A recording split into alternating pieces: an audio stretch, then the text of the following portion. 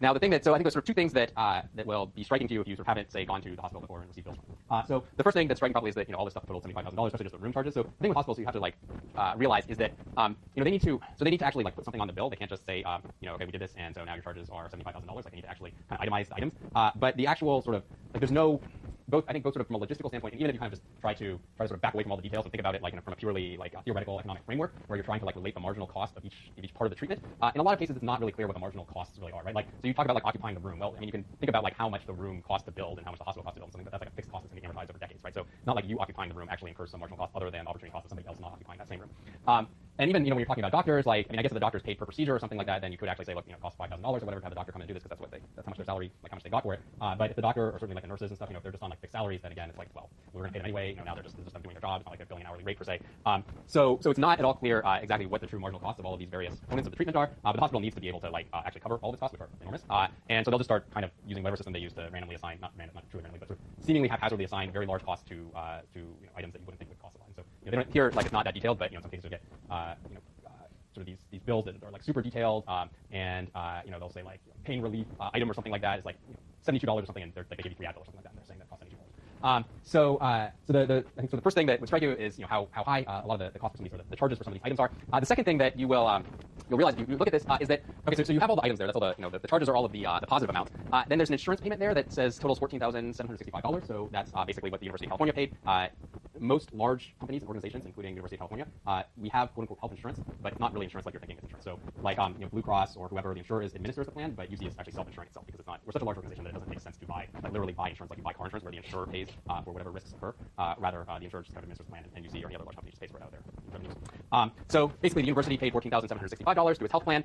Then there's a managed care. So the managed care write-off is $60,615, and then there was this $250 year portion due. So $250 was basically his co-payment out of pocket. He paid that. Then the university paid $14,765, and then the hospital just writes off the other $60,615. So the thing that's disturbing for you if you happen to be uninsured is that if you yourself were making these payments, there would not be a $60,000 write-off. So they would ask you to pay the actual list charges. But once the insurer is making the payments, basically the insurer has negotiating power, and so they only pay a fraction of what the list charges are. So we took my daughter for just a blood draw a couple weeks ago, just to test for lead and one other thing I don't really remember. And that was I think it was even more extreme than this bill in the sense that the list charges for the draw. So the draw took 2 minutes maybe max, and then they did whatever analysis at the lab that they had to do on it. The list charges were $150. This was an outpatient lab, not the doctor's office, which frankly I was surprised that I would have thought it would be even more. And then the insurer, I forget how much the insurer paid some single digit amount, $5 or $7 or something like that, and then the company wrote off the rest. So in some cases things can be very cheap for the insurers, although in general the insurers are paying pretty high costs. So it turns out the bill that there isn't even a comprehensive list of all of the charges. So it actually did not include the surgeon or the prosthesis, basically the artificial hip that got inserted. It probably doesn't even include the anesthesiologist, even though there are anesthesia charges. It doesn't actually include the bill by the anesthesiologist as well. The other thing with going to the hospital is that you start receiving lots of bills from random people because there's doctors who are working in the hospital who are not actually part of the hospital, but rather just start contracting with them, and then so you'll receive bills from those doctors even after you've already paid the hospital bills, as we discovered after the birth of my daughter. So if my colleague had been uninsured and with assets, they would have pursued him for the full bill. So even though the hospital itself is it's not the one who's going to pay is a nonprofit organization, but that doesn't mean that they're giving out charity care. So if he had been uninsured, they would have pursued him for the full bill. If he had been uninsured and working but didn't have assets to actually pay the bill, then they would have turned him over to a collections agency. And actually had that happen with an oncology visit 13 years ago or something, where it appeared on my credit report. It was when I was working for the Fed in New York City, and so I went to this oncologist for just this relatively minor procedure.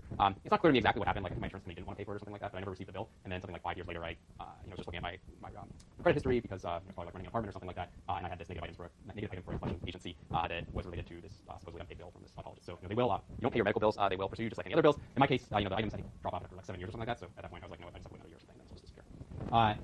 If with a hip replacement, that bill is large enough that they could have potentially forced bankruptcy. So you can't declare medical bankruptcy if you can't pay all of your bills. Basically, the take-home message is if you are uninsured in the United States, the last thing you want to do is end up in the hospital because it's going to cost you a ton.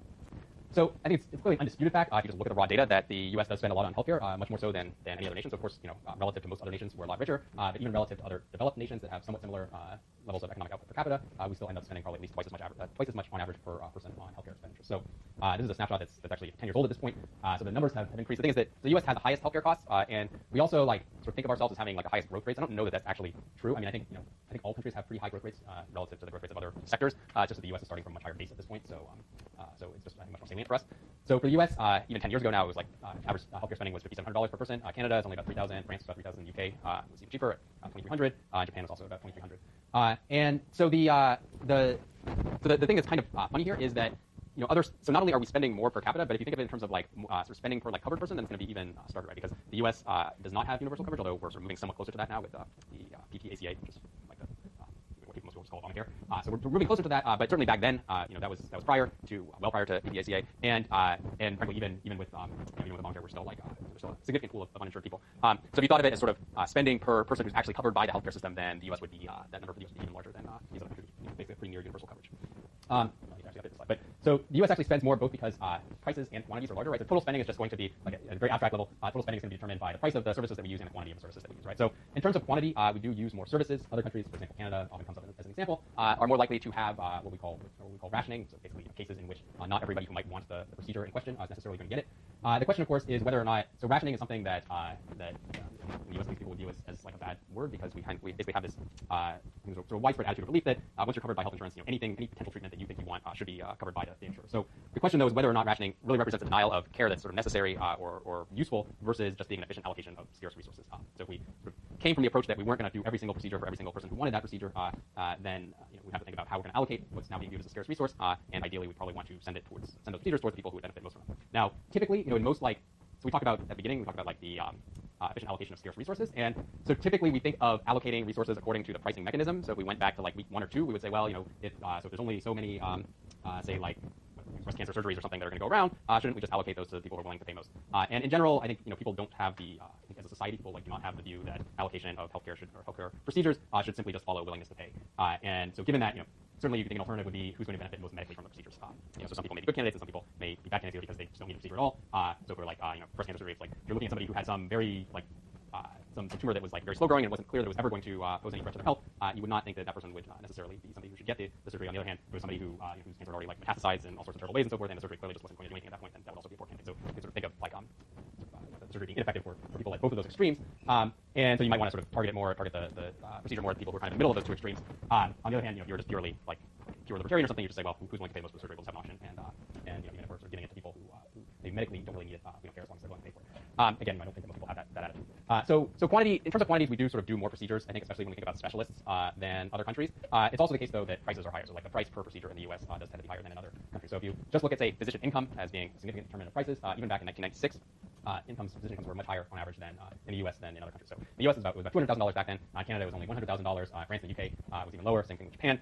Now again, I believe this is not really taking into account kind of like the mixture of physicians. So specialists. So in all countries, certainly in the U.S. but also in other countries, specialists tend to make much more money than general practitioners. And so if your country has a lot of GPs and not so many specialists, then even if you were paying everybody similar wages, like paying GPs similar wages across all countries and paying specialists similar wages across all countries, you would still expect that the countries that have more GPs as a fraction of physicians would have lower wages. So some of that is I think being reflected here because the U.S. kind of has a disproportionate number of specialists. But I think it's also just the case that even within specialists and even within GPs, U.S.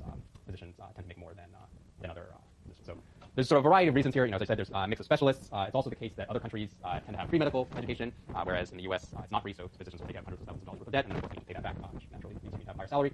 There are lower malpractice rates in most other countries, and also greater ease of reimbursement. So one thing that you might or might not sort of be able to appreciate until you have to like deal with your own healthcare is just like how complicated the reimbursement process can be. So it's very hard to know like what's going to be covered by your insurance and what isn't. And so you think of that as like from the consumers, the viewpoint of the consumer.